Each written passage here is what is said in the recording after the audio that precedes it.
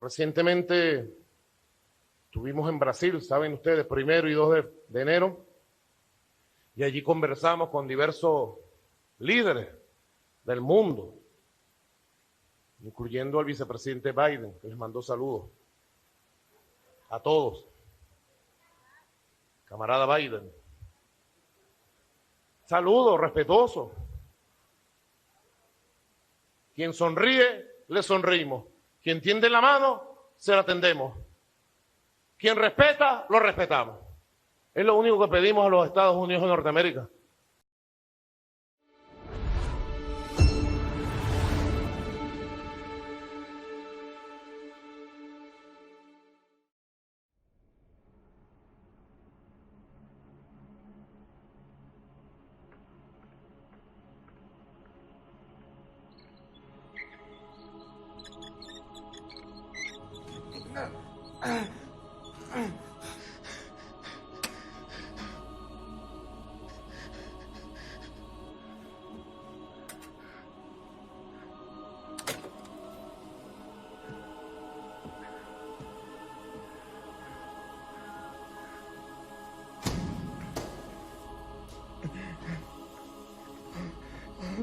Look, I've confessed. I'm a religious believer. Admirer of capitalism. A sexual pervert. What more do you want? Don't worry, Winston.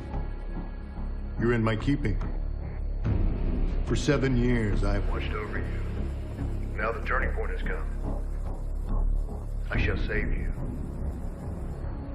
I shall make you perfect.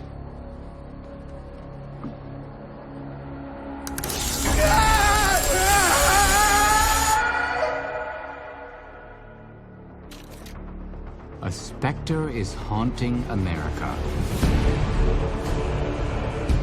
The specter of socialism, corruption, and the deep state.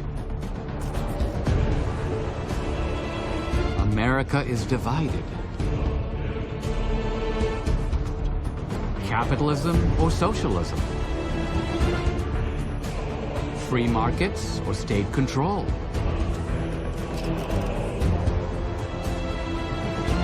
Innovation and wealth creation, or stagnation and poverty?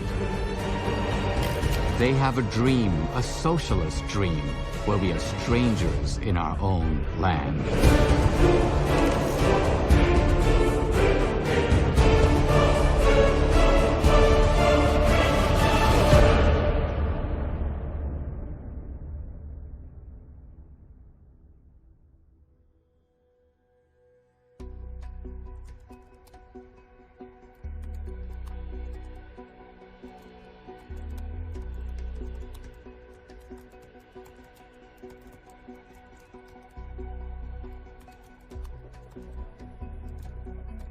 In 2018, I began to work on my new book, United States of Socialism.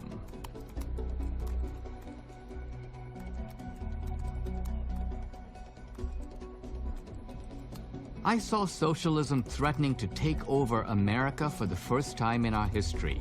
Socialism allied with the police agencies of the government, the so-called deep state. I experienced it firsthand. Hello? Is this Mr. Dinesh D'Souza? Yes, it is. Please hold for the President of the United States. Hey, Dinesh, I'm calling about your case. I gotta tell you, I knew it was complete bullshit. Dinesh D'Souza was indicted on federal charges of violating campaign finance laws. Conservative filmmaker and author Dinesh D'Souza is the latest victim to be targeted by the Obama White House, and he's also the man behind the anti-Obama documentary 2016. All rise. It is my judgment that he be locked up overnight for 8 months in a community confinement center. 5 years probation. Mr. D'Souza is required to do community service every week for 8 hours for 5 years. And he is to participate in weekly therapeutic counseling. We are adjourned. Well, I'm in the position to fix it, so that's what I'm going to do. I'm giving you a pardon in the morning. Oh my gosh, I don't know what to say. Thank you. I want you to have your life back. You've been a great voice for freedom in America.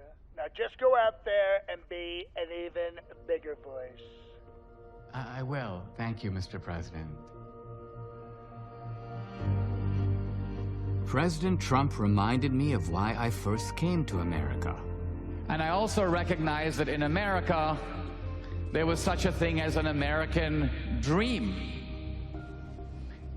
India doesn't have a dream. No other country has a dream. But this American dream is a dream not just of economic opportunity or success, but it's ultimately a dream where you can be the architect of your own destiny. America is a country where you can be in the driver's seat of your own life, in which your destiny is not given to you, it is constructed by you. I see a movement that threatens the very reason I came to this country. It threatens everyone's American dream. The DSA is the Democratic Socialists of America. Socialism. It's starting to get more popular in America.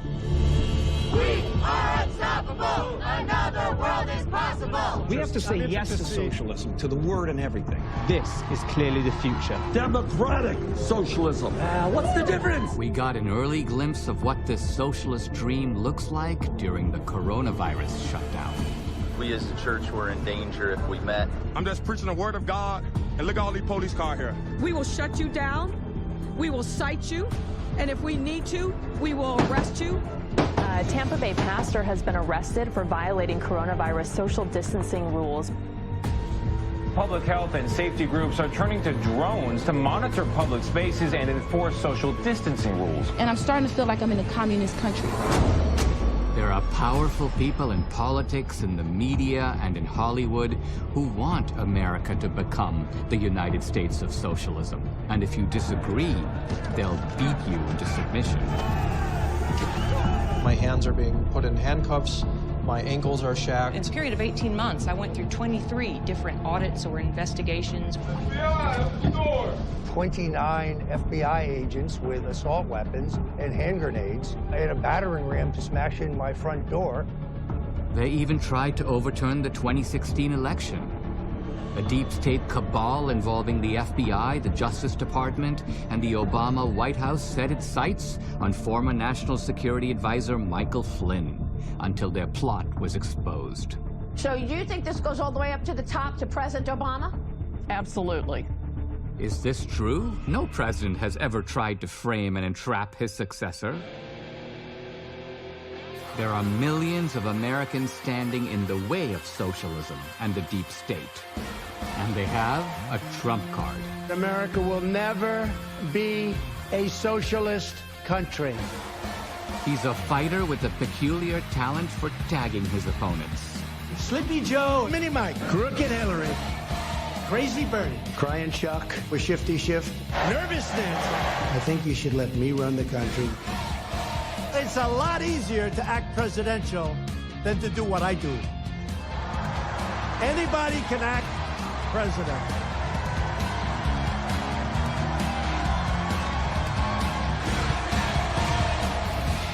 He understands that what's at stake is the American dream itself. We are Americans. We are pioneers. We are the pathfinders. We settled the new world. We built the modern world.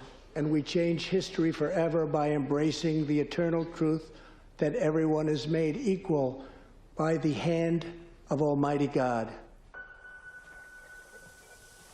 Oh, beautiful, for spacious skies, for amber waves of rain,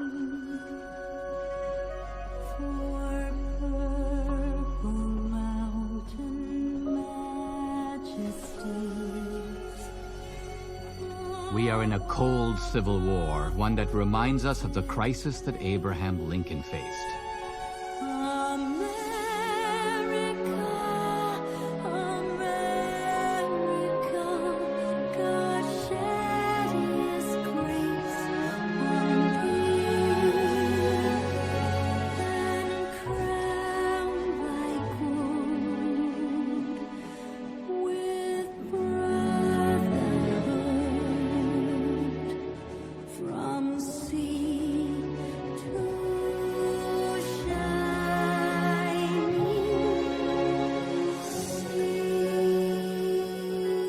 In 1861, the founder of the Republican Party, Abraham Lincoln, boarded a train in Springfield, Illinois, making multiple stops on his way to Washington, D.C.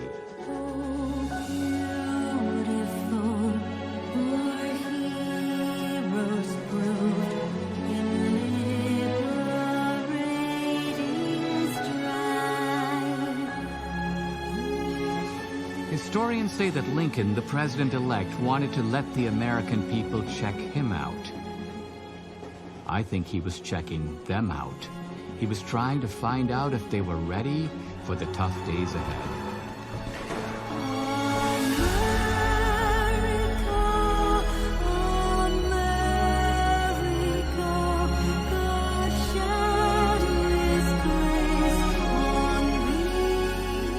A house divided against itself cannot stand.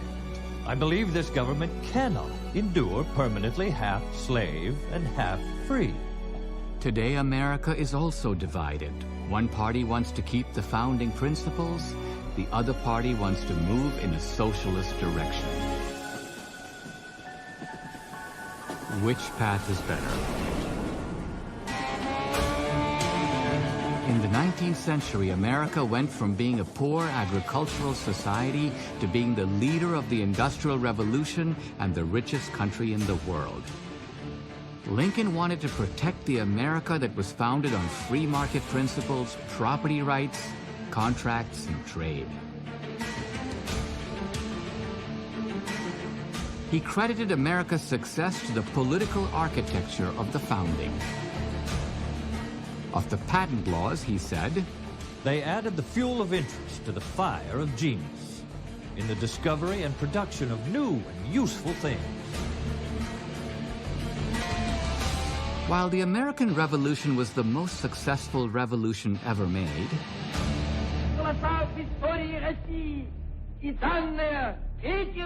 the Soviet Revolution, the revolution that brought socialism into the world, was disastrous.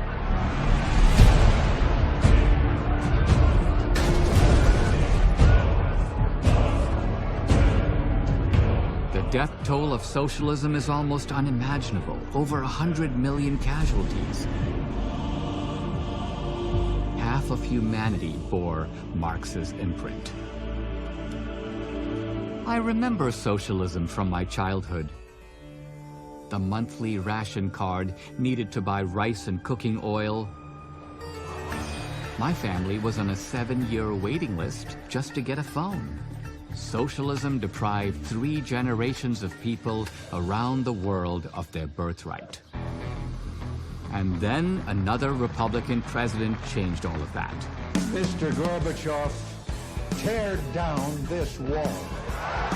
Ronald Reagan led America and the world in defeating socialist totalitarianism.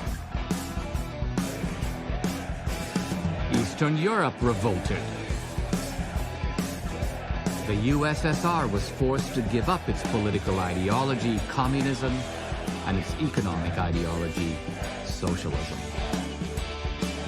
Russia still has major problems, but it's better off. India, too, is doing better.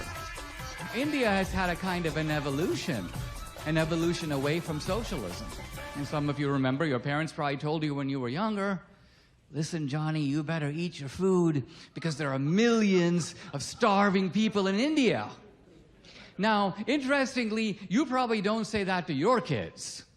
In fact, what you probably say to your kids is something more like this. Johnny, you better study really hard because there are millions of Indians waiting to take your job.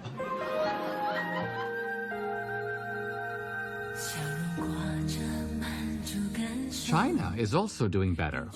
China has done a better job in wiping out desperate levels of poverty over, a 30, 40-year period than any country in history. What the socialist Bernie Sanders forgets to add is that China did this by getting rid of socialism.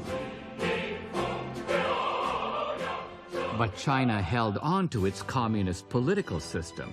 Its one-party state controls the lives of 1 billion people. This is also the regime that unleashed the coronavirus pandemic. Why do you keep calling this the Chinese virus? It comes from China. That's why. It comes from China. In response to Chinese tyranny, the people of Hong Kong are singing a different tune.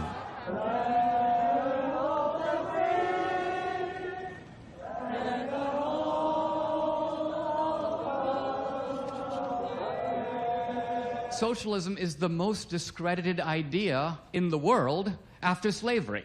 We don't have a major party, certainly not in the United States, that says, you know, the thing about slavery, guys, is it was a really good idea. The implementation was always poor. This time, we're going to do slavery right. Nobody says that. You can't say that. You would be immediately carried out in a straitjacket. But with socialism, people do say that. Socialists appear to be a little silly. Check out Alexandria Ocasio-Cortez. It's funny you asked this because I was just reading today about how Milton Keynes, a famous economist back... There's economist Milton Friedman, there's economist John Maynard Keynes, but there's no Milton Keynes. She can't even get the guy's name right. Is anyone else on the stage concerned about having a Democratic Socialist at the top of the Democratic ticket? Even so, we have to take socialism seriously. Socialism is no longer on the fringe. Raise your hand if your government plan would provide coverage for undocumented immigrants. It has now captured the leadership of the Democratic Party and entered the political and cultural mainstream. First, they insist that capitalism may be efficient, but it's profoundly unjust. There's plenty of money in this world. There's plenty of money in this country. It's just in the wrong hands. The old capitalism is gone. The new capitalism is a cruel and evil system. That ideology is not sustainable and cannot be redeemed. We have a grotesque and immoral distribution of wealth and income. Second, who says that socialism doesn't work? It works right now in Scandinavia and all across Europe. The American left wants the successful socialism of Scandinavia, not the failed socialism of Venezuela. I think we should look to countries like Denmark, like Sweden, and Norway. Third, the left today advocates identity socialism, a marriage between classic socialism and identity politics. If you have a problem figuring out whether you're for me or Trump, then you ain't black. Our country should be more fearful of white man. But the thing of it is, the blue wave is African American. Yeah! It's white, it's Latino, it's Asian Pacific Islander. Yes! It is disabled. It is differently abled. Yes! It is LGBTQ. Yes! It is made up of those who've been told that they are not worthy of being here. Yes! It is comprised of those who are documented and undocumented. Yes! For Marx, socialism was about class division. But for Democrats today, the division in society isn't just between the capitalists and the workers. It's also about whites versus blacks, males versus females, straight versus gay, legal versus illegal. Fourth, the left rejects the authoritarian socialism of Lenin, Stalin, and Mao. It prefers democratic socialism. They want the same democracy that we have in the political arena to extend to the economic arena. Socialism is everybody has a seat at the table and everybody gets a slice of the pie. Emphasis in democratic socialism is on democracy. We need to make the moral case for capitalism and show that its rewards are just. We need to expose the Scandinavian illusion. We must discredit identity socialism on its own terms. We need to show that socialism, even democratic socialism, inevitably leads to misery and tyranny.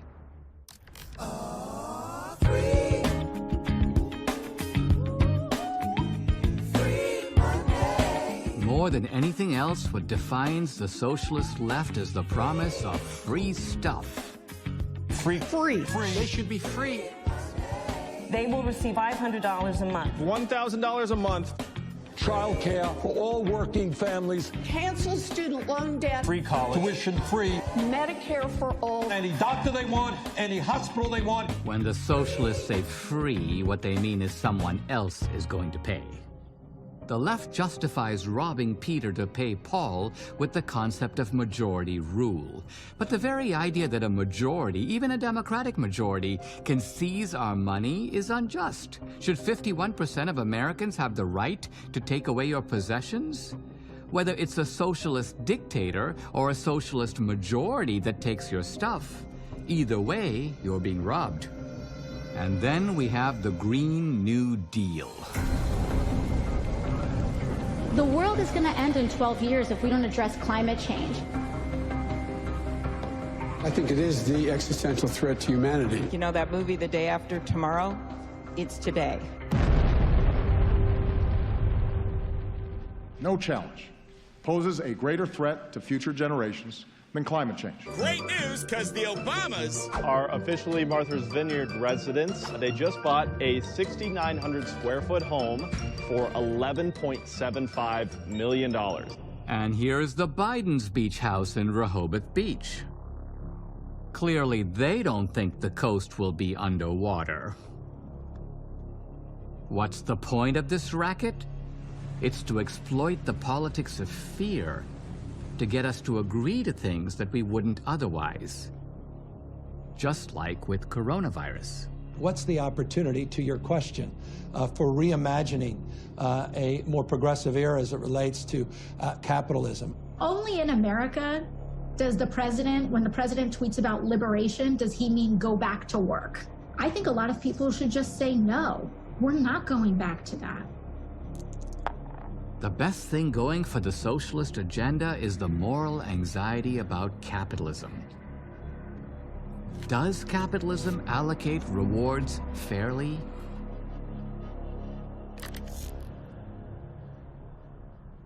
The uniqueness of capitalism is that it's based on entrepreneurs who take chances. The test case we've chosen just happens to be the President of the United States. For most of his career, he was the quintessential capitalist. The entrepreneur's psychology is different than most. You can see this from an incident in the 1990s when Trump was deeply in debt.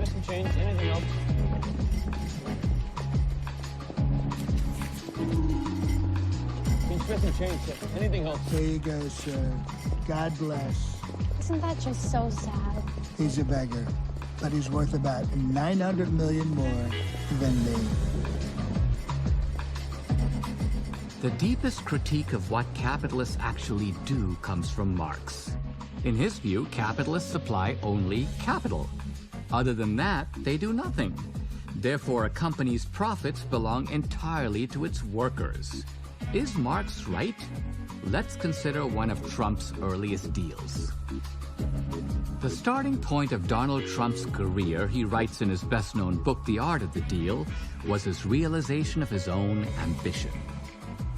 My father did very well building low-income buildings in Queens and Brooklyn, but I didn't want to be in the same business as him. I wanted Manhattan. I was out to build something monumental. This was the 70s, and the city was in the dumps. But where people saw crisis, I saw opportunity. I knew 4 hotels for sale. The 4th was in big trouble. The Commodore Hotel had been losing money for years. Nobody wanted to touch it. But I saw a superb location. Millions of affluent people pass by the location every day. The problem was the hotel, not the location.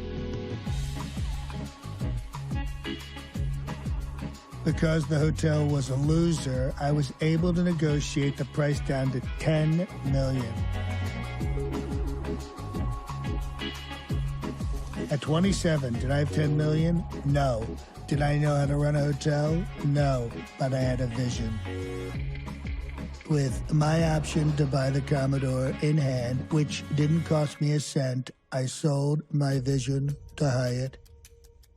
I'd build it. They'd run it. Now that I had the option and the top hotel chain in the country, it was time to find the money for the hotel and the renovations. I went to my father. He refused to believe I was serious. So with my option to buy the Commodore, I went to the banks, many of them. People fought me on the renovation, saying we could save millions by just refurbishing the old Commodore. But why put lipstick on a pig? No, this place needs to be an event. I even got pushback on replacing the historical brick with highly reflective glass. By choosing this glass, I've created 4 walls of mirrors. Now, when you go across 42nd Street and look up at the Grand Hyatt, you see Grand Central, the Chrysler Building, and all the other landmarks this city has to offer. New York City, the Hyatt, then banks, and myself all benefited from my deal.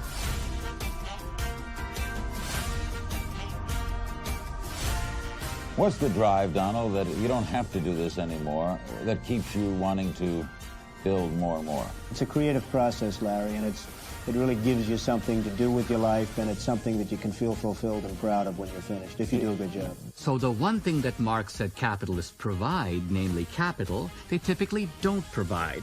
The other things that capitalists do provide, vision, organization, assumption of risk, marketing, Marx ignored completely. So no one ever makes $1 billion.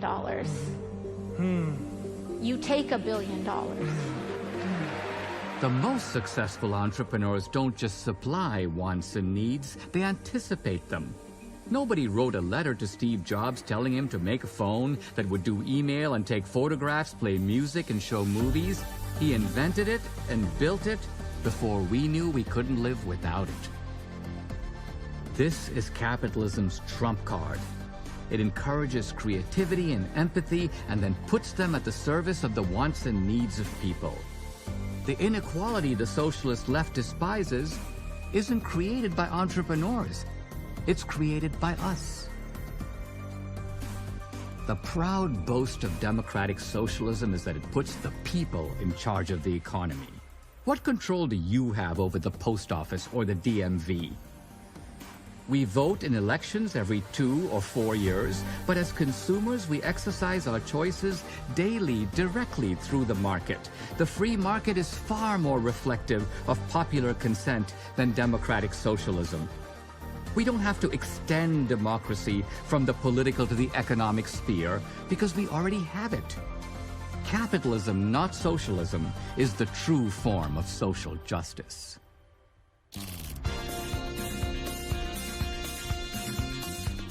Black, trans, and cis women, femmes, gender nonconforming and non-binary folk. Gender fluid. Z, here. Bigender.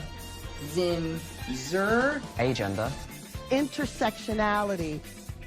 We turn to identity socialism, which aims to create a majority coalition of victims based on sexual orientation, gender, and race. Should our politics be determined by our skin color and our sex organs? Ladies and gentlemen, please put your hands together to welcome comedian and political activist, Terrence K. Williams. First stop, Black Americans. I was in the White House. That's called black privilege.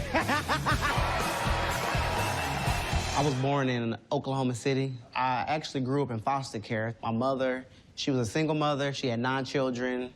There were 6 different fathers, and she was addicted to cocaine. You're natural fodder for the Democratic Party. How did they lose you? When I was Democrat, I felt like the world owed me everything. You owe me this, you owe me that. Oh, I'm not working for that. But I figured out not working for stuff, you won't get nothing. So I lost that mentality very quick because I realized that if you want something, you have to go out there and get it. Where did you learn the idea that despite your hardships and circumstances, this is America and this is a place where if you've got something to offer, you can make it? Who taught you that? Miss Solomon, she was one of my foster parents. She taught me that you can be anything in this country as long as you get up and believe in yourself and stop blaming the world for everything and making excuses. Don't nobody owe you nothing. I don't owe you nothing. I don't owe you nothing. You know who owe you something? You owe yourself. You're a very successful guy. Say a few words, please. Thank you, President Trump. Thank you. Yeah, this is a little too tall for me.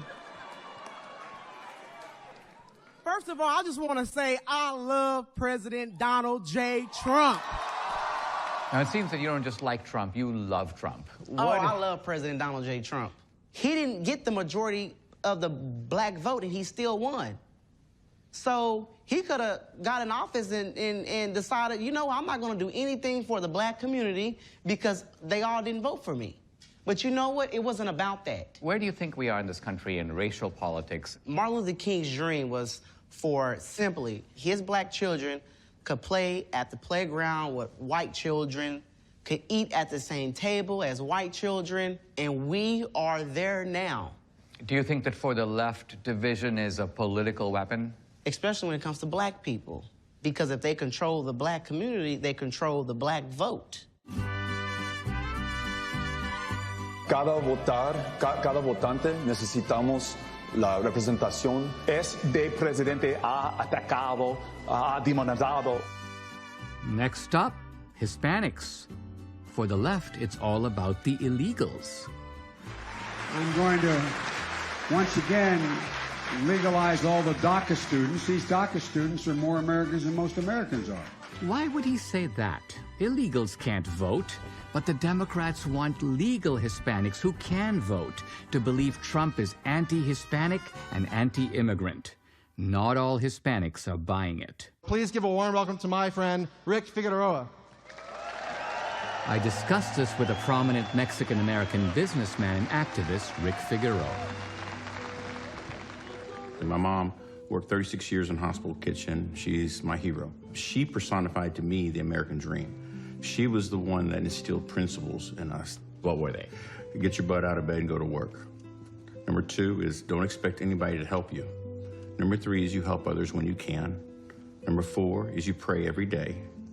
Number 5 is you find a good woman and you marry her. Number 6 is you raise godly kids. And number 7 is you honor God in everything you do. The principles that your mom outlined seem very congruent with what the Republican Party stands for. These things are established in the Hispanic communities well before Republicans decided to believe in them. What comes to mind when you hear the word socialism? Fear. Capitalism gave me the opportunity, created a lane. I don't see that in socialism. Where I am, coming from the barrio of Bay City, government housing, youngest of 8, there was nothing exceptional academically about me, but there was a constant hunger to do more and want more. My goal was to have a house with central air and heat. Then we had that. Then I wanted a little bigger house. Then I wanted a family, and I wanted a yard for my kids to play in, and I wanted them to go to college, and I wanted my wife and I to retire. The lane was created by capitalism to do that. A Democrat would say, but Rick, wouldn't you have felt better along the way if you had known, hey, I'll have my college paid for, I'll have free health care? Why would you rather not have driven in that lane? My son, I tell him to go feed the cows. And they always whine about feeding cows. Dad, it's too cold, it's too hot, I don't want to feed the cows. When he had his own cow, I never heard him complain one bit about it because it was his cow. When something's given to you, you don't appreciate it. I think you typically just take it for granted. The Latino community embodies the pioneering spirit of America. We're a nation that loves adventure, and you love adventure, that celebrates risk-taking and that embraces faith and family as the true center of American life. Next stop, women. On the surface, this is about protecting women and the Me Too movement. Brett's assault on me drastically altered my life. Christine Blasey Ford had a different agenda. He will always have an asterisk next to his name. When he takes a scalpel to Roe v. Wade, we will know who he is, we know his character, and we know what motivates him, and that is important. It is important that we know, and that was part of what motivated Christine. For them, too, it's all about abortion. It's all about protecting Roe v. Wade. In the Church of Gender Identity Politics, abortion has become the ultimate sacrament. My daughter Danielle is the author of the forthcoming book, The Choice, The Abortion Divide in America. How radical are the Democrats on this issue today? You can be 9 months pregnant, dilating, going into labor, and get an abortion. And the Democrats really celebrate that. New York passing a sweeping abortion law, allowing many abortions up until the day of the baby's birth.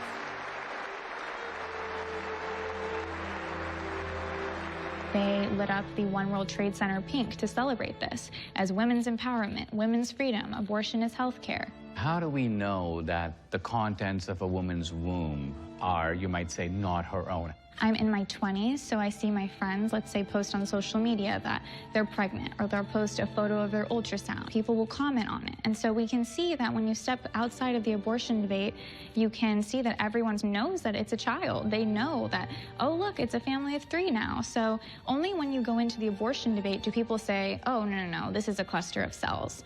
But the reality of what it means to be pregnant is with child.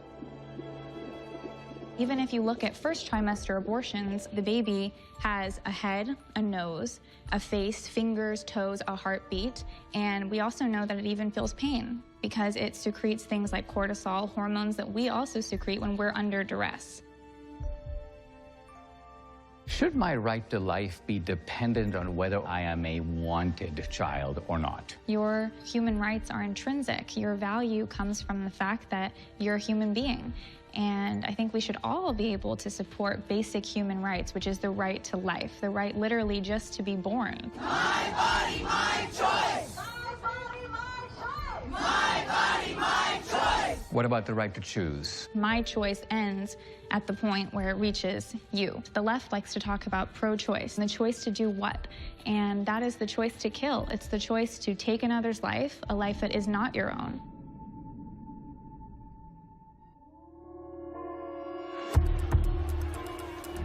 Next, sexual orientation. We've had gays, lesbians, and bisexuals for centuries. What's new is that this has now become an ideology.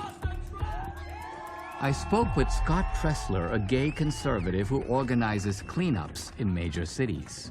Making Baltimore beautiful. That was the goal as trash cleanup efforts continued today in West Baltimore. Conservative activist Scott Pressler put the all call on his social media. There is a common thread among many of the volunteers.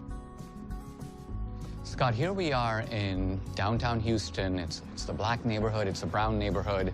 What are you, a white, gay conservative, doing here? I feel a responsibility. I'm a private citizen. You know, we don't need the big government to do this. I'm going to come in, do the job that deep democratic cities like Houston haven't been doing, and sweep up trash in an act of love. What cities have you been to? Well, we started in Baltimore City, and we picked up 29 tons of trash. Then we went to Los Angeles, California, and picked up 50 tons of trash. We went to Chicago on 63rd Street, dangerous territory. Now, trash is a symbol for a lot that's gone wrong in these neighborhoods, right? Broken families, high crime rates, terrible schools. A lot of money has been spent to fix these places up. Why do you think they've never gotten fixed? I think, quite frankly, the Democrats don't want to solve the problem because they want to be the solution. And look at what we're doing. Private citizens coming together, putting on our work boots, rolling up our sleeves, and doing the work ourselves. The conservative philosophy. Yes, absolutely. Do you feel comfortable calling yourself a gay conservative? I'm a bleeding heart conservative who happens to be gay. I don't let my identity define me. So the Democrats have created this game of identity politics, and they have the oppression Olympics, where if you're not black or gay or a woman or disabled, then it's almost like you don't exist. I came out as gay after the Pulse nightclub terrorist attack. I want to make sure that the people coming into our country don't want to murder me. I feel like that's a pretty low bar to set, don't you think? Pressler's fear points to a dangerous element of identity socialism, the connection to radical Islam. International businessman Alan Bender has told us he has the inside scoop on radical Islam's sinister scheme for America. Are you a Muslim? I am a secular Muslim. I'm married to a Christian. And you're based in Canada. You're a member of the Liberal Party.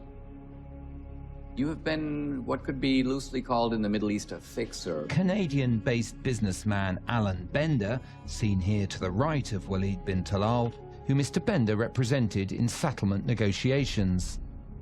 I'd like to talk to you a little bit about the configuration of politics in the Middle East. The Iranian regime actually believes that there is no coexistence with America.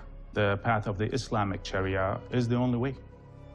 And that leads to a clash between the pro-American states in the Gulf region and the Iranian regime.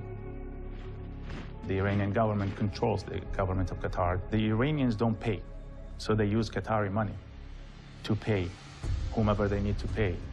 Now, you have had some experiences which I think remarkably suggest that not only are the Iranians and the Qataris trying to influence the politics of the Middle East over there, but they're actually trying to influence American politics over here. During my meetings with the top officials in Qatar to discuss potential major investments in North America, and they reiterated the fact that they produce more gas and oil than any other country in the region. They don't really need the return on their investments. However, their investments in North America is a powerful weapon to influence the elections and see to it that the outcome will fit the Iranian interest. Which is to defeat Trump. To defeat Trump.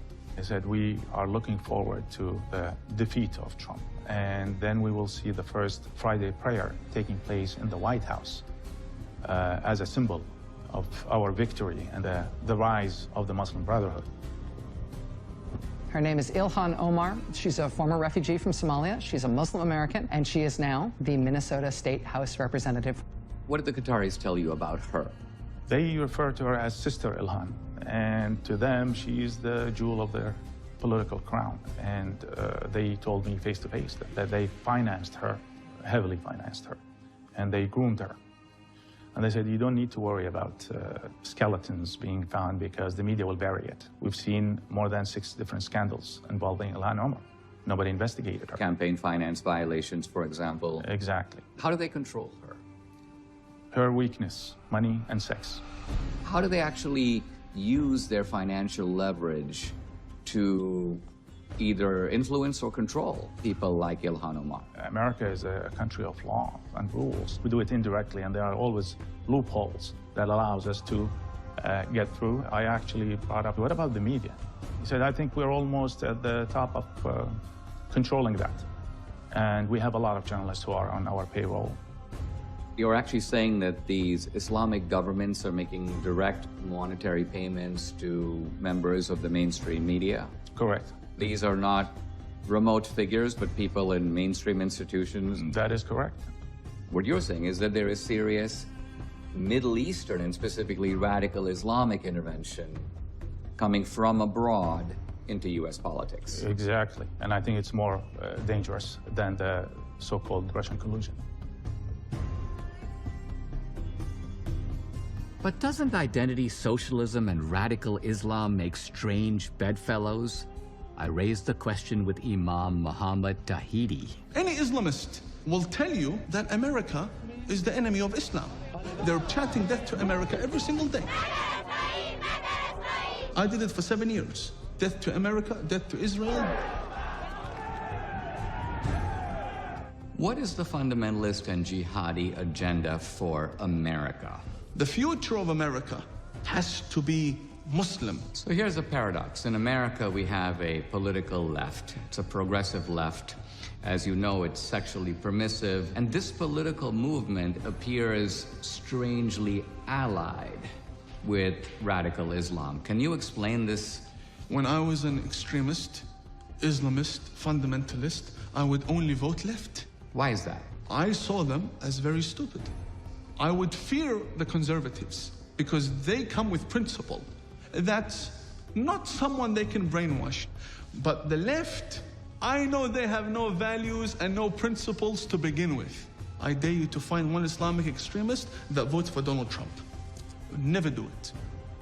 They'd give their vote to the leftist who wants to run around in pride parades. And Islamic extremists are against gays and homosexuals and transgenders, but they want the left to go and get busy with that. They want them, go speak about the climate, go speak about abortion, go kill yourselves, go do that. Ilhan Omar, she's fighting for abortion rights, and all the other, my body, my choice, yes, go do that. But would she have an abortion?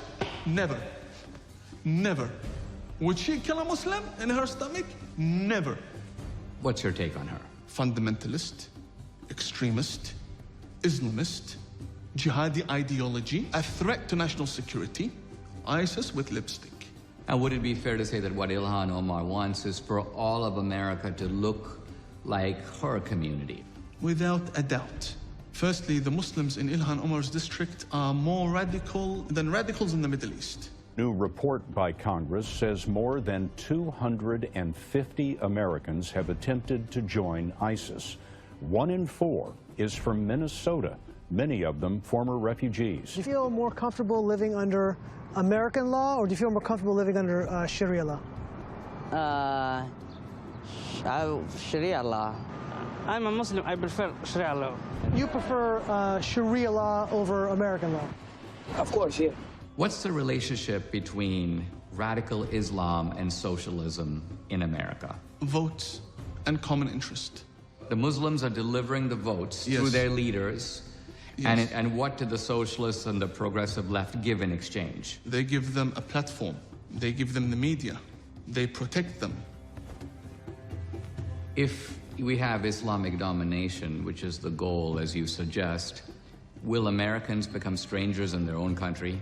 Americans who have values, who believe in freedom of speech, freedom of belief, freedom of religion, Americans who want to raise their families as Christians, they will feel as strangers.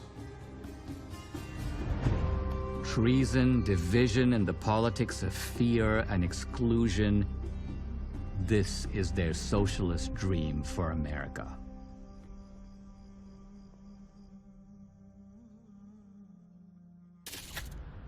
So what is the left's blueprint for socialism?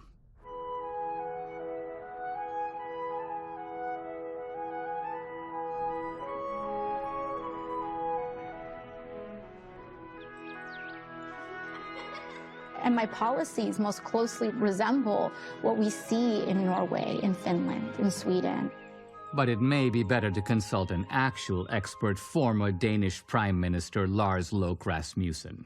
I know that some people in the US associate the Nordic model with some sort of socialism.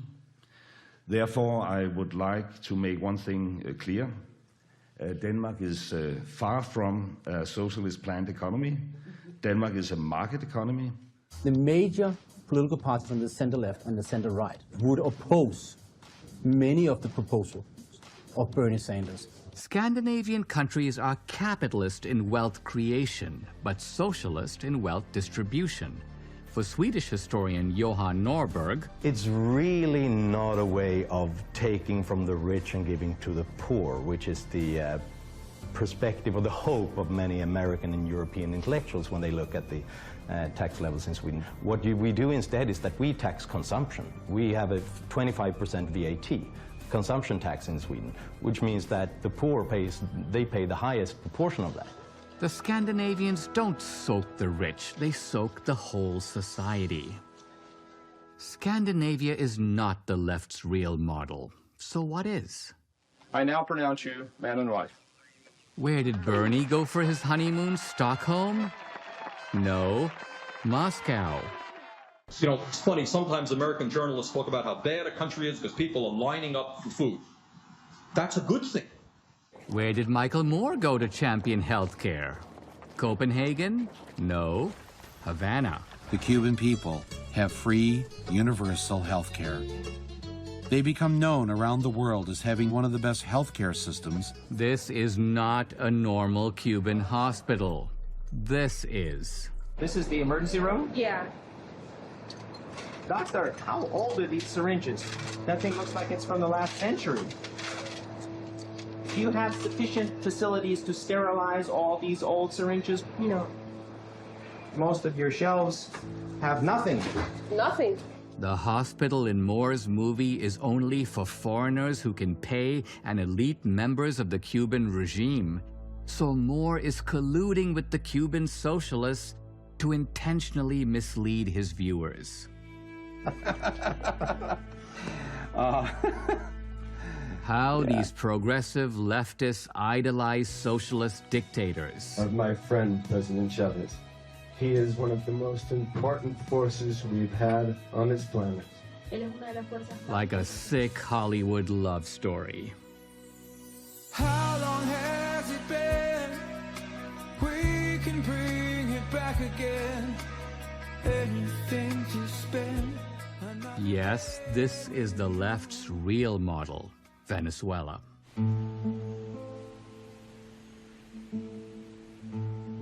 My wife Debbie was born in Venezuela. She now mourns that her once prosperous country is now in ruins. Many Venezuelans fled to America, like my wife's friend. Gabby Franco was the first female shooter to represent Venezuela at the Olympics. She showed off her skills on History Channel's Top Shot.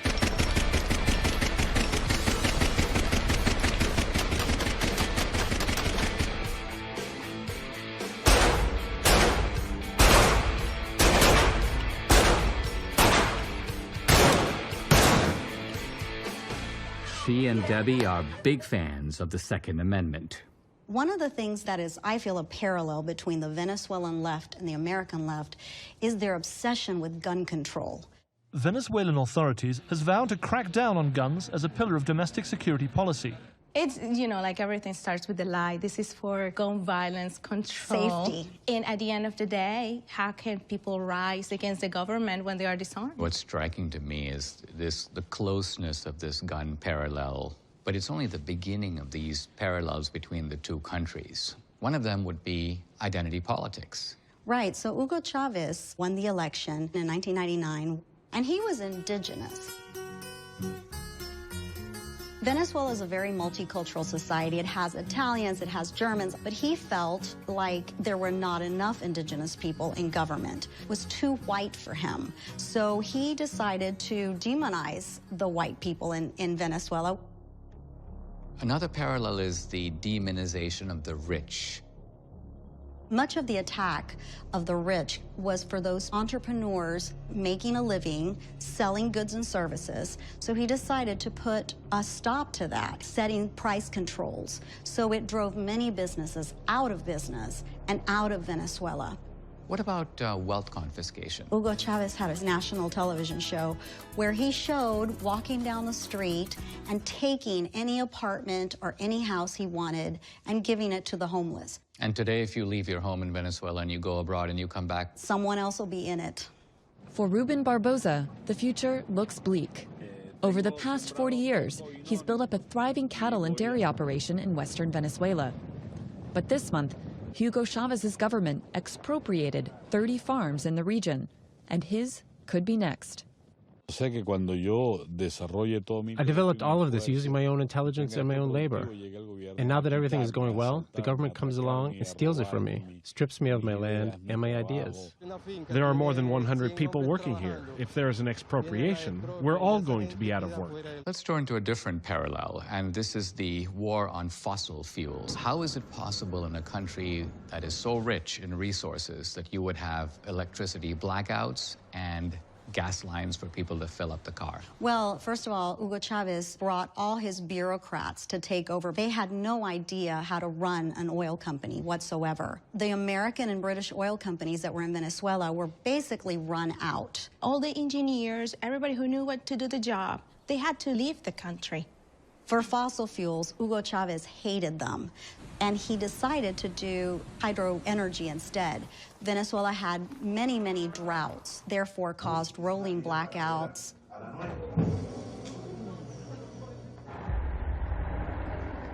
Another parallel is the left-wing militants. There's a group of criminals called colectivos in Venezuela, and they're very similar to our Antifa people here. Colectivos got support from the government of Hugo Chavez, who work as the government's strong arm, intimidating and even killing members of the opposition. Anybody raise their voice against certain ideologies of the government, they get terrorized by this group. Le hago un llamado a los colectivos, a todos. Llegó la hora de la resistencia activa. I grew up in a socialist country, India, which moved toward capitalism. And so India is doing a lot better. But Venezuela, which moved in the opposite direction from a capitalist society to socialism, seems to have crumbled. This is how Venezuelans spend most of their time now, in line not for luxuries, but basics.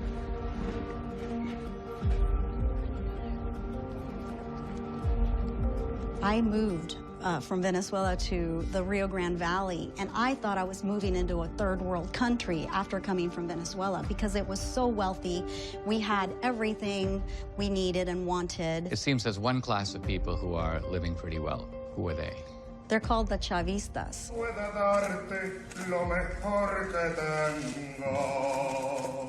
They're socialists. They kept their cars, they kept their way of life. They don't seem to have any problem with food shortage there. Hugo Chavez died a billionaire. Under Chavez and now his successor Maduro, Venezuelan socialism started out as democratic, but quickly became authoritarian. Venezuela is where the Democrats are taking us, whether they admit it or not. Today I ask every member of the Maduro regime, end this nightmare of poverty, hunger, and death for your people. Let your people go. Set your country free. We've seen gun control as a socialist tactic in Venezuela. So how does the politics of gun control play out in America? Biden used to be a strong supporter of gun rights. Buy a shotgun. Buy a shotgun. Not anymore. If I'm elected and I'm coming for you and gun manufacturers, I'm going to take you on and I'm going to beat you. I'm the only one who's done it. And who does Biden want to work with on gun control? Hell yes, we're going to take your AR-15, your AK-47. They claim that guns are to blame for tragic events like this. 911, what is your emergency? I think I hear gunshots. Are you at the school?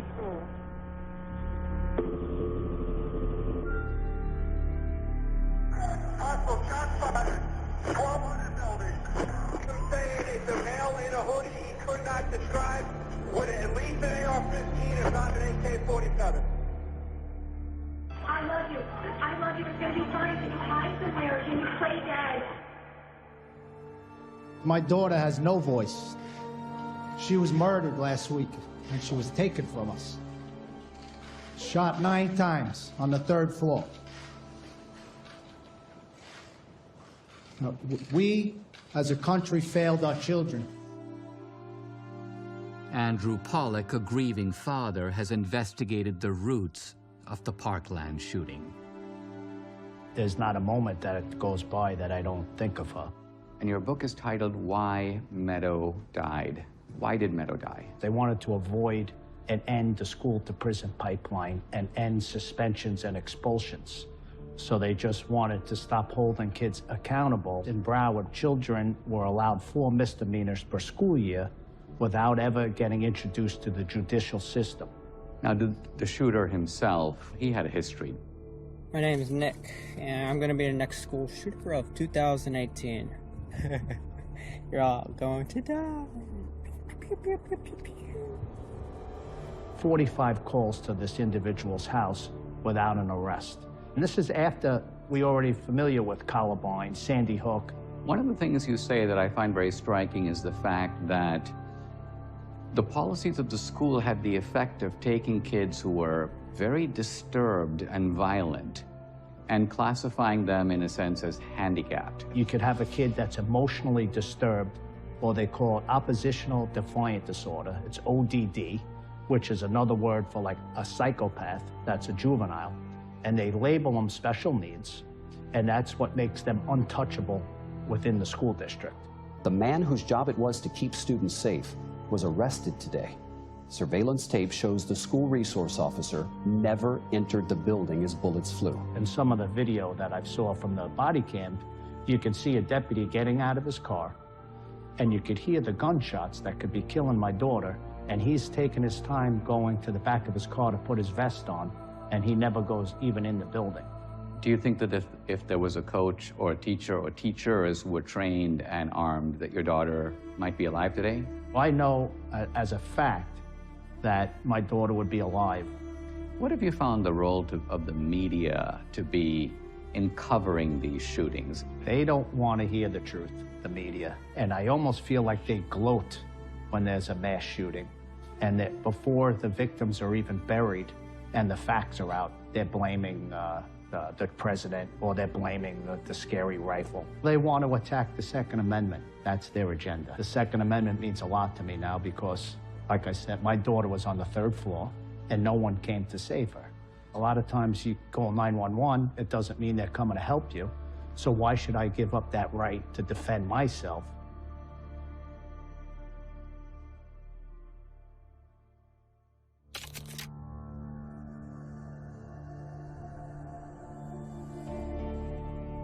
Now we turn to the socialist left's biggest allies, Hollywood and the media.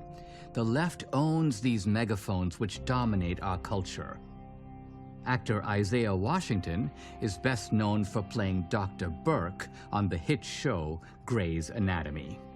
So here you are, you're an African-American, you're a patriot, you're an anti-communist, you're a veteran, you're a lonely guy in Hollywood. Yeah, I have no friends. I have no friends.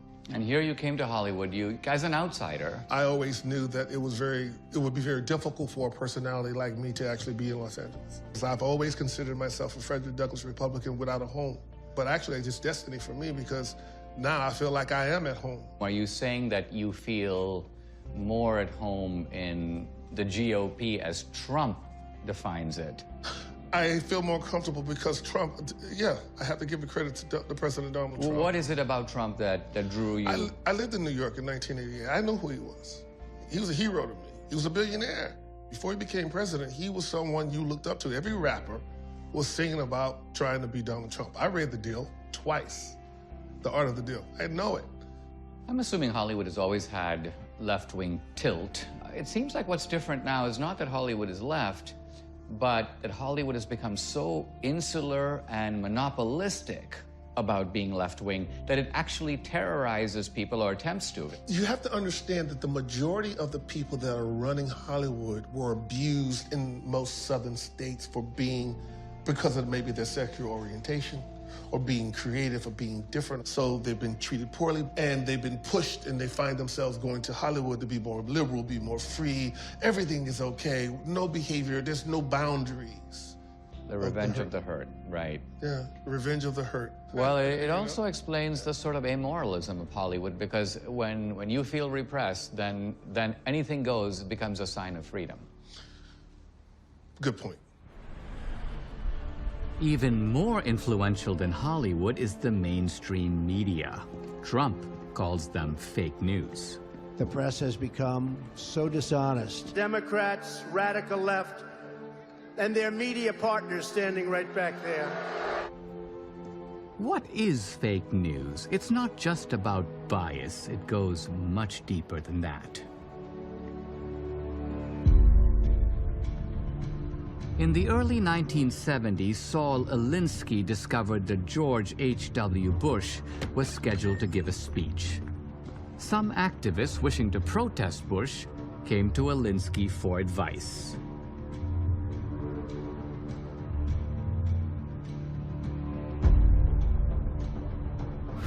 Alinsky had a radical idea.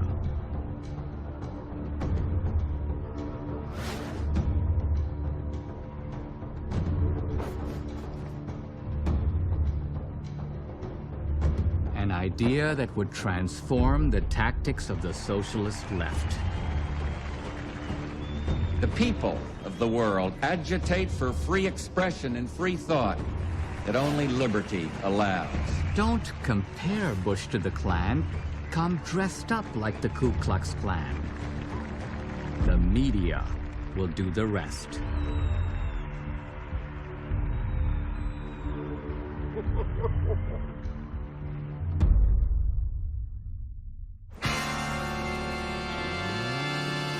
Is there any limit to the deception of the mainstream media? When a presidential nominee is involved in a sex scandal, it's obviously a big story.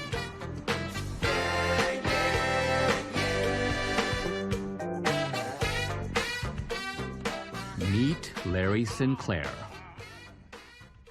What do you do for a living, Mr. Sinclair? Currently, I run a nonprofit in Cocoa building affordable housing.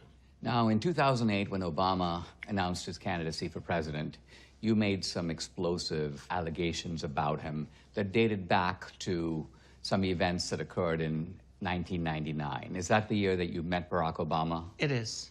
Where did you meet him? Outside of a bar in Chicago. What were you doing? I was on a night out. I had asked a limo driver if he knew anyone that would be interested in showing me around the town, and it was clear for the limo driver that I was looking for someone to enjoy the night with. The introduction was made through the limo driver. And what happened? We had a few drinks. I had made some comments about wanting Coke, so we got in the limo and left, and we started drinking. I started snorting. He started smoking. I actually put my hand on his knee and started to rub up his thigh, and I performed oral sex on Barack Obama. The following day, I actually get a knock on my hotel room door in Gurnee, Illinois, only to find Barack Obama standing in front of it. He had actually come back for seconds. I performed oral sex on him in the hotel room at the Comfort Inn and Suites in Gurnee, Illinois. Were there drugs involved on the second night as well? There was. Who produced those? He actually brought those with him. Now, Obama at that time was a state senator. I actually had no idea who he was. And then when did you find out that it was Barack Obama? Watching the 2004 DNC convention. Thank you very much, everybody. God bless you. Thank you. And it hit me, and at the time, I was just kind of floored. Good afternoon. My name is Montgomery Blair Sibley. I'm the attorney for Larry Sinclair. Now, you have this press conference. I performed fellatio on Senator Obama in the limousine during the time Senator Obama was smoking crack cocaine. After the press conference, you are arrested by the D.C. Police Department upon the orders of Beau Biden, Attorney General for Delaware. So this is Joe Biden's son, Beau Biden. It is. Apparently, he had a grand jury indictment from 2 weeks after I went public on Obama accusing me of theft that never took place. Shortly before you made these public allegations about Obama, you were contacted, you say, by a man named Donald Young. Donald Young was the choir director in Jeremiah Wright's church in Chicago. This is the church Obama attended. Exactly. And what did Donald Young tell you? That he, too, had intimate relations with Barack Obama and had for years, and that I needed to protect myself, that they were going to come after me. What happened to him? He was shot point blank in his apartment in Chicago. The murder was never solved? No, it wasn't. Donald Young's mother subsequently made a public comment, I believe reported in one of the tabloids. What did she say? She wanted to know why her son had to die to protect his friend, the president, which was referring to Barack Obama. Did you have this kind of a conversation where you describe what happened to you on any of the major networks? No. Did the New York Times or the Washington Post interview you? No. Have you heard of Stormy Daniels? Who hasn't heard of Stormy Daniels? On the alleged affair between Donald Trump and adult film star Stormy Daniels. Please welcome Stormy Daniels. Please welcome Stormy Daniels. Here we go. 22 million viewers tuned in to 60 Minutes Sunday to hear Stormy Daniels' story. I hereby, along with my colleague Mayor Pro Tem John D'Amico, declare it Stormy Daniels Day in the city of West Hollywood. What happened to Larry Sinclair Day? Whether or not you believe their stories, these two did not get equal treatment from the media. The power of the media is not just the power to twist the news, it's to make the news and even to fabricate the news. What's the solution? We have to create alternative forms of media, and we have to reduce the power of the media in our minds.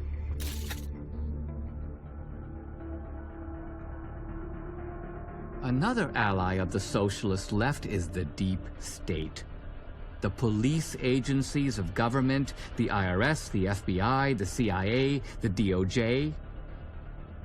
One of its early targets was Catherine Engelbrecht, whose organization, True the Vote, investigates allegations of voter fraud.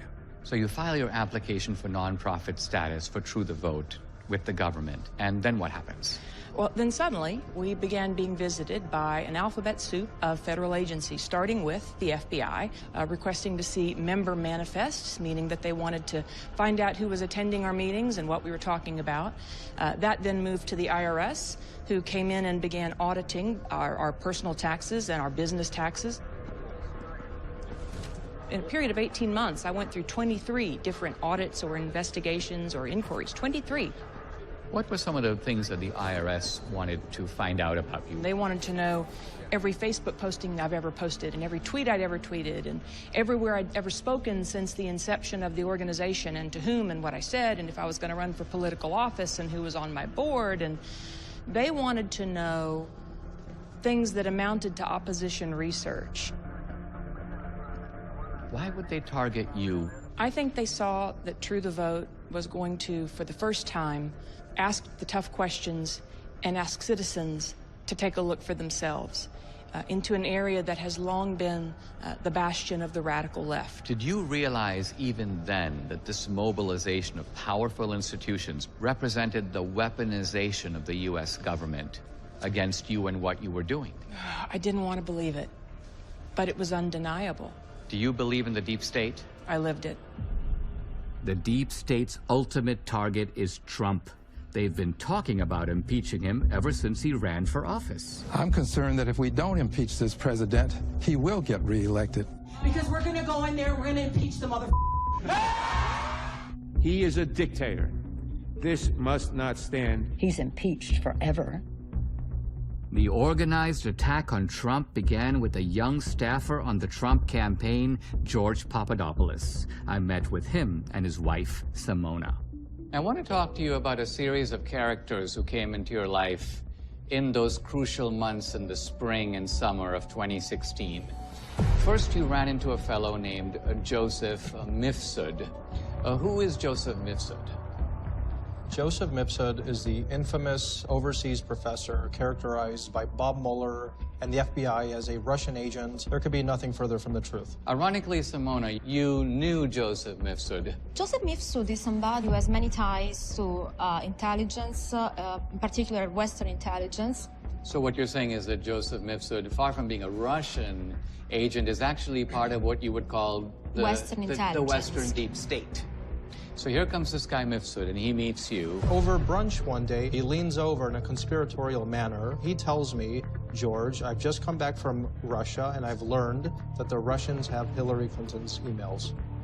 It's quite clear that he was an operative who was supposed to deliver this information to me with the hope that I would then transmit it to the campaign, which it would eventually create a conspiracy case. I never told anybody on the campaign about emails. So Mifsud exits the scene. And so another character is now dispatched to meet you, Stefan Halper. I didn't understand that he was tied directly and indirectly to the CIA and to the MI6. What was he saying to you? He was accusing me and Donald Trump and the campaign of working with Russia and WikiLeaks and to coordinate this email release. And what I told him, what you're talking about is treason. You now encounter a guy named Charles Towell. He characterized himself as an Israeli businessman who knew about my work and wanted to hire me as a consultant. Immediately upon landing in Israel, I'm brought to a hotel where I'm in a room with Charles Towell, and there's $10,000 in his hand, in cash. So the money was ostensibly for this research that you were supposed to do, correct? That's right. You arrive later in Dulles Airport. As soon as I land at Dulles Airport, I see a badge flipped out. So this is the FBI, come with us. 2 agents walk me into this side room. FBI agent 1 rummaging through my luggage. Looking presumably for the $10,000, right? That's absolutely right. And did they find it? No. And why not? They didn't find the money because I left it with a lawyer in Greece. I asked FBI agent 2, what's going on? What did I do here? This is what happens when you work for Donald Trump. The next moment I looking down, my hands are being put in handcuffs, my ankles are shacked, where I'm then taken to a dirty cell in Alexandria. So you were drawn, Simona, directly into this plot in an encounter with the FBI. Did they want you to wear a wire on George? Yes, they wanted me to cooperate with them and basically spy on them. So George, here you are under arrest, charged with what? Lying to the FBI and obstruction of justice. What was the penalty? 35 years in prison. So this is a story of how your own country's intelligence agencies, in cohorts with the intelligence agencies of other Western countries, conspired together to entrap you into making admissions that were in fact not true, with a view of using you against Trump. True or false? Absolutely true. And the evidence backs it all up now. Corruption in government goes all the way to the top, according to author and researcher Peter Schweitzer. Peter, when I listen to leading figures on the political left railing against multimillionaires and billionaires, I kind of get the impression that they don't care about money. But they do care about money, don't they? Absolutely, and they show it in all sorts of ways, especially when it comes to their own finances. The Bidens have done very well, and Joe Biden's been very sophisticated and shrewd in the way he's done it. He's essentially offshored the corruption, which means he's been in politics, was in politics for more than 40 years, and during that time, his net worth really didn't grow. But what did grow was the net worth of his family members. A politician like Joe Biden, he has to disclose if he has $1,000 in General Electric stock. He has to disclose if he gets a $200 campaign contribution. But if his brother gets a massive government contract, if his son does a massive private equity deal with a foreign government, there's no disclosure requirement. Let's track a little bit of the Biden family racket. Biden's brother, James Biden. Go back to November of 2010, a guy named Kevin Justice shows up at the vice president's office in the White House. 3 weeks later, Kevin Justice appoints James Biden, who has no experience, as the new executive vice president of Hillstone, a construction company that he has just formed. Then 6 months, this new construction company lands a contract to build 100,000 homes in Iraq. And what is that contract worth? About $1.5 billion.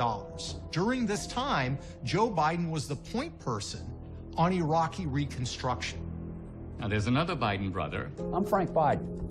I'm the non-attorney senior advisor to clients statewide. So Frank Biden had been a largely unsuccessful real estate agent in Florida. His brother is elected vice president of the United States in 2009, and he decides he's going to get into the energy business. His brother, in the spring of 2009, makes a trip to Costa Rica, meets with Costa Rican President Arias. Within a couple of months, Frank Biden is in Costa Rica. He has meetings with Costa Rican government officials, and he signs an exclusive deal with the Costa Rican National Power Company for green energy projects in Costa Rica. His company, Sun Fund Americas, is involved in a project that includes $47 million in taxpayer-backed loans in Jamaica. Let's turn to Hunter Biden. In 2013, Hunter Biden accompanies his father, Joe Biden, Vice President of the United States, to China. Hunter Biden is there because he's trying to finalize this incredible deal. It's a private equity deal expanded to $1.5 billion. The Chinese government is putting money into this deal. And is it a deal to invest in the Chinese economy in ways that are not typically open to Western investors? Yes, this is the key. Hunter Biden has no background in private equity. He has no background in China. He gets a deal through the Shanghai Free Trade Zone that nobody else operating in China has. The Chinese have had a strategy throughout the Asia-Pacific region of striking deals with the family members of political figures like Joe Biden because they expect favorable policies in return. And if you look at Joe Biden's trajectory as an official as it relates to talking about China when he was a senator to now when he's vice president and then afterward, he has become incredibly soft in his criticism of China. It is in our self-interest that China continue to prosper. And I personally believe it is directly linked to the fact that his son was doing multiple deals with the Chinese government at the time that he was vice president of the United States. Was there a Biden family racket in Ukraine? Oh, absolutely. Go back to 2014. Barack Obama says, I want Joe Biden to be the point person for policy towards Ukraine, which means all aid dollars. Within 3 weeks of that appointment, a Ukrainian energy company called Burisma starts writing checks to the vice president's son. They were $83,333 a month, paid twice, because both Hunter Biden and his business partners are on the board of directors, and that amounts to $1 million each per year. These payments started in the spring of 2014 and continued for almost 5 years. And these 300-page documents show that's the amount that they were paid consistently every month. Now, there was a Ukrainian prosecutor looking into all this. What happened to him? We have a tape of Joe Biden bragging about how he gets Mr. Shokin fired. We're not going to give you the $1 billion. They said, you have no authority. You're not the president. The president said. I said, call him. I said, I'm telling you, you're not getting the $1 billion. I said, you're not getting the $1 billion. I'm going to be leaving here. And I think it was, what, 6 hours? I said, I'm leaving in 6 hours. If the prosecutor's not fired, you're not getting the money. Oh, son of a bitch. Got fired. Of course, Biden denies wrongdoing.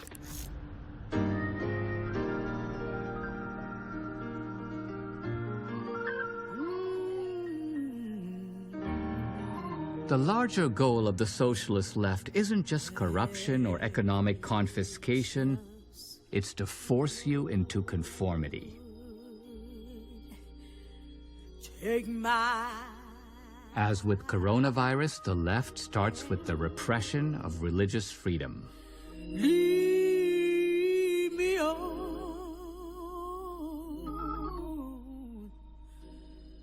I interviewed Kelly Shackelford, the president of First Liberty, who has devoted his life to fighting for religious freedom. The one thing that a totalitarian regime cannot allow are citizens who hold an allegiance to one higher than the government. So whenever you see that type of oppressive regime coming into play, the first flashpoint will always be religious freedom. I have never seen anything like what we're seeing now. Now we're seeing cases where the government wants to force people to violate their religion. I mean, it's the ultimate intolerance, and we've seen it in lots of examples. I mean, the wedding cakes, the bakers. This is the Christian baker in Colorado who's forced to bake a cake, even though he believes that gay marriage is wrong. It violates his conscience, but they're going to make him do it. We have clients from Oregon that had the same situation with custom wedding cakes. You'll find that in every case, they serve everybody. They serve every LGBT person. It's just when they're asked to endorse certain messages, they can't endorse that there's a problem. Do you really want the government to force people to say things they don't want to say? Does anybody really believe that the government should punish a black baker because he won't bake a cake for the Klan rally? They're trying to force people to engage in affirmative actions that violate their conscience. Isn't this part of the political strategy of the activist left? Yeah, it's the ultimate intolerance. The idea of trying to use the power of the government to force somebody who disagrees with you, that's as un-American as anything I can think of. To me, the case of the Bladensburg Cross is a perfect representation of the absurdity. Justices on the U.S. Supreme Court will decide whether a cross on public land in Maryland constitutes an illegal endorsement of religion by the government. It's a veterans memorial that was put up almost 100 years ago by mothers who lost their sons in World War I and by the American Legion. But then, come along decades later, the American humanists said, hey, wait, you can't have this big cross on government land, separation of church and state. And if that point of view prevailed, couldn't one take the same logic to Arlington Cemetery? Absolutely. One of the judges said, why don't we just cut the arms off the cross? Because that way we can keep it there and not have to tear it down, but, quote, nobody will be offended. Well, I think a lot of people would be offended. You would have to go into every community of every state of this country and tear down the crosses, the Stars of David, the religious symbols.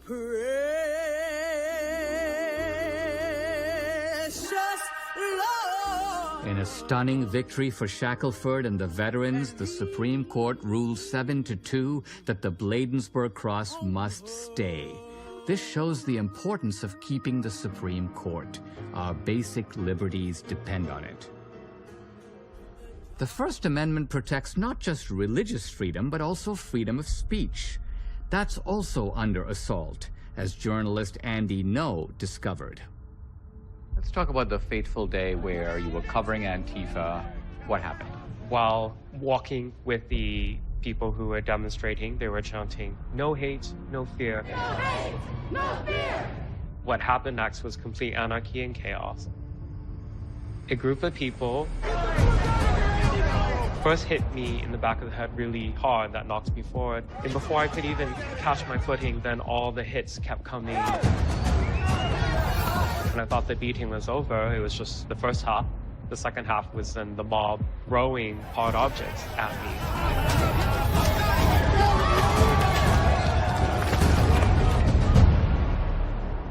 And at the end of the day, I ended up in a hospital diagnosed with a brain hemorrhage. Here you are, you're not a fascist. What scares them about you?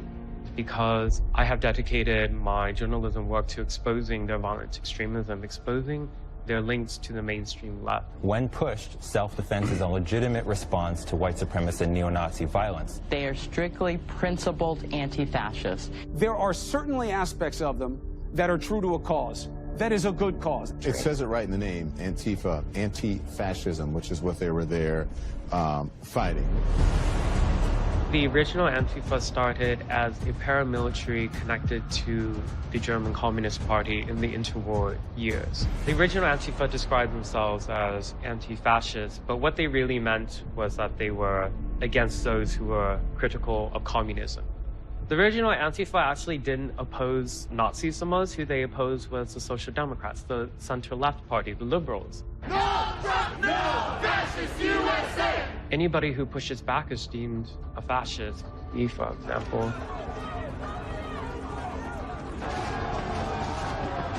These socialist thugs are the true descendants of Mussolini's black shirts and Hitler's brown shirts. They exploited the injustice of the killing of a black man, George Floyd, to unleash a national wave of violence and terror. Trump declared them a domestic terrorist organization, putting Antifa in the same camp as ISIS and Al-Qaeda. The near enemy and the far enemy working toward the same end.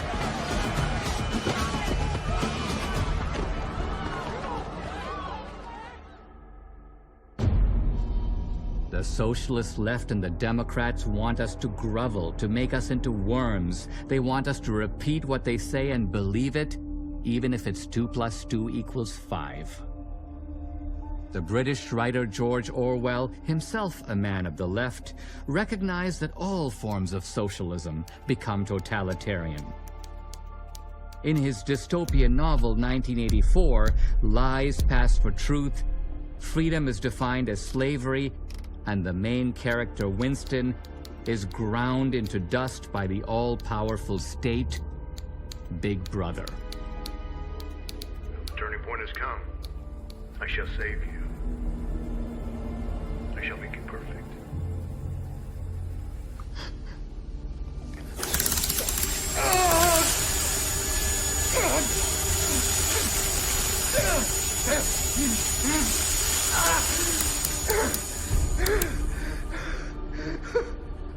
That was 40. You see, the dial goes to 100. You are clinging to a disease under the impression that it is a virtue. You prefer to be a minority of one. You also believe that the nature of reality is self-evident, but I tell you, Winston, that reality is not external. It does not exist in the individual mind, only in the mind of the state, which is collective and immortal. Do you remember writing in your diary that freedom is the freedom to say that 2 + 2 make 4? Yes.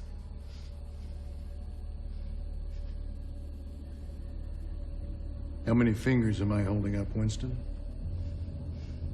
4. And if the state says this is not 4, but 5, then how many fingers? 4.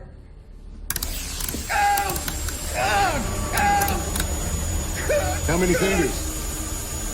4. 4. How many fingers? How many fingers, Winston? How many fingers, Winston? 5. You're only saying that because you want the pain to stop. I want to see 5. Are you trying to persuade me that you see 5? Or do you really want to see 5? I can see them.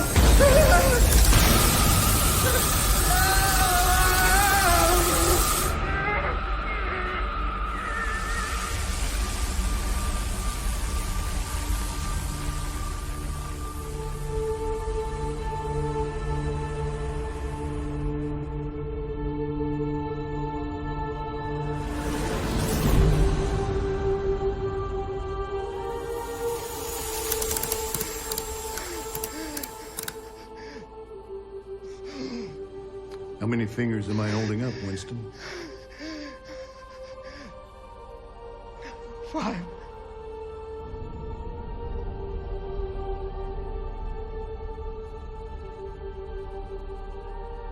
We are not content with negative obedience, nor even the most abject submission. When finally you surrender to us, it must be of your own free will.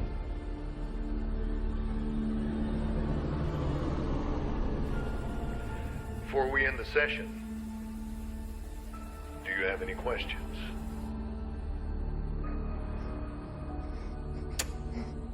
It is switched off. Do you have a question?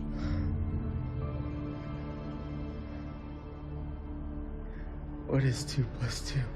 Whatever the state says it is. Anything else? Does Big Brother exist? Of course he exists. The state exists. Big Brother is the embodiment of the state. Does he exist in the same way that I exist?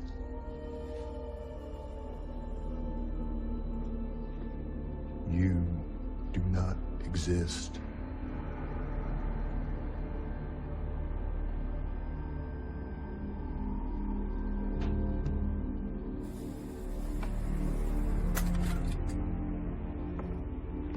Want a vision of the future, Winston?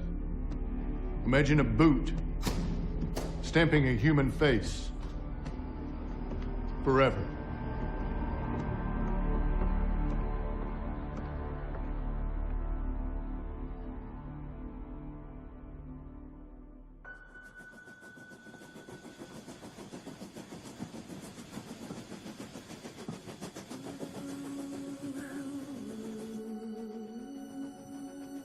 Lincoln was a moderate man who found himself in an immoderate situation. The Democratic Party in the 1850s had become gangsterized. Lincoln realized he would have to do things differently. Early in the war, the Confederates passed an order that every black Union soldier captured would be executed. In response, Lincoln signed an executive order. It is therefore ordered that for every soldier of the United States killed in violation of the laws of war, a rebel soldier shall be executed. Order of Retaliation, July 30th, 1863. Why would a moderate man sign such an order? because he recognized that he had to do to them what they were doing to him. Otherwise, they would never stop.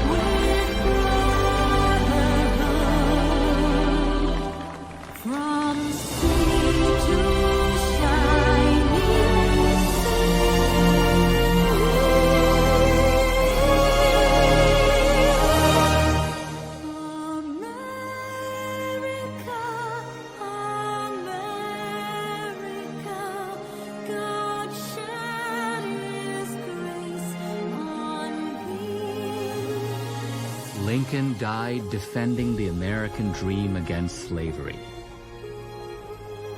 What price are we willing to pay to protect our American dream against the new form of slavery that is socialism?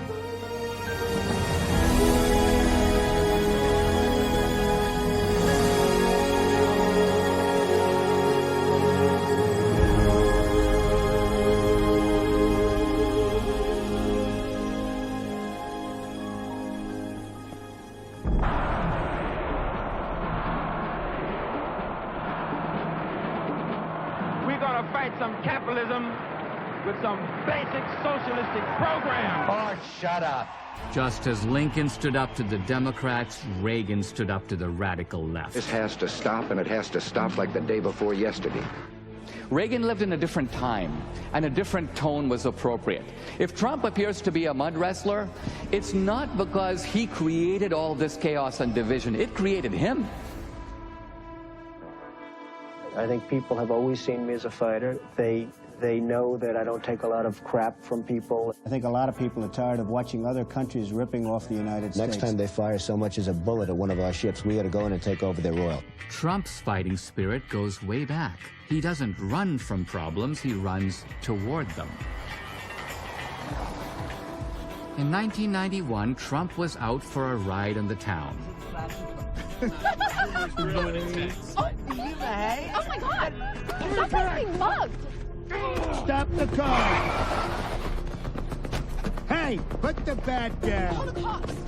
I didn't do nothing, Mr. Trump. What do you Hey, mean yes. you're doing nothing? You're hitting the guy over the head with a bat! Drinks in Metropolitan. Marla, call the police.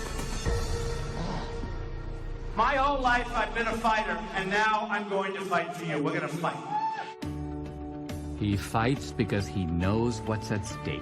America is the place where anyone can rise. And here, on this land, on this soil, on this continent, the most incredible dreams come true. This nation is our canvas, and this country is our masterpiece. We look at tomorrow and see unlimited frontiers just waiting to be explored. Our brightest discoveries are not yet known. Our spirit is still young. The sun is still rising. God's grace is still shining. And my fellow Americans, the best is yet to come. With Trump as our leader, we will leave socialism on the ash heap of history. This man is fighting for us, so I will continue to fight for him and to fight for what is right. Are you going to give up? Absolutely not. America's worth fighting for. America is just not worth fighting for. I think it's worth even dying for. I will never give up because life is worth fighting for. I've never been more encouraged about what I see happening, the fact that I see us winning.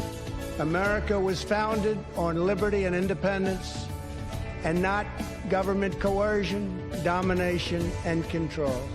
We are born free, and we will stay free.